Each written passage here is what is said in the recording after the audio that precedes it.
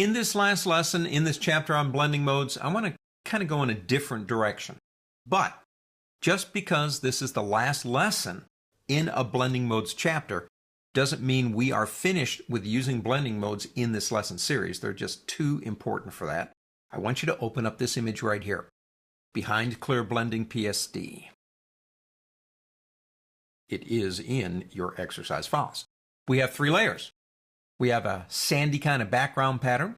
We have a whole bunch of colorful birds, and we have a blank layer. Let's turn off birds and concentrate on the blank layer.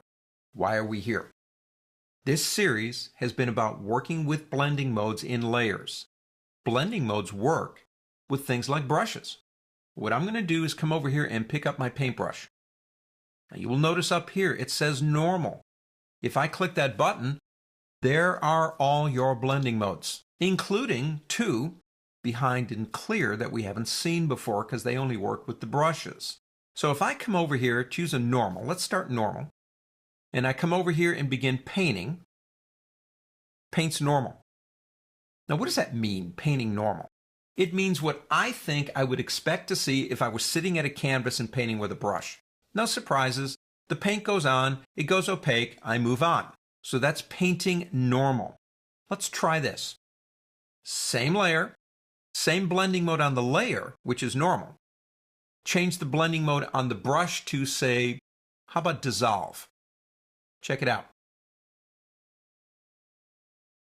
That's kind of neat. It totally changed how that brush works. Now let's take that another step forward. Let's choose a different color, like maybe yellow.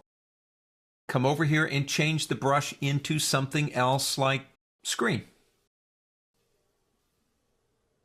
You'll notice when I begin painting, that's the yellow you would see even on a normal blending mode. And here's the thing to understand. When you're working with blending modes on brushes, it's controlling the layer, not multiple layers. So as long as you're in a layer, it's not going to change until you interact with something. See how I got lighter? Very subtle, but it did it. The blending modes work in a layer with other things that are already in the layer. That is actually pretty cool when you think about it. And you can play around with that. Let's go ahead and turn off test and go back to the birds. I want to show you the new ones. Now they are behind and clear. Now let's start with behind. If I select the behind blending mode and then choose a color and begin painting, actually I should turn the layer on so it'll work, it will not paint anywhere that contains paint. It will only work in areas that are transparent, behind.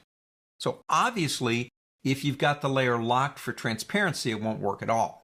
So behind will work with anything, behind anything that is not transparent. Now we're still on the same layer, remember that. Clear is the other one. Now what clear does, and well, let me show it to you. It works almost like an eraser, at least the way we're using it right now. As a matter of fact, it's working exactly like an eraser the way we're using it right now. But as you can see, we've got a lot of blending modes. We've used them with layers, but functionally they will work the same way in a single layer if you're using them with one of your tools.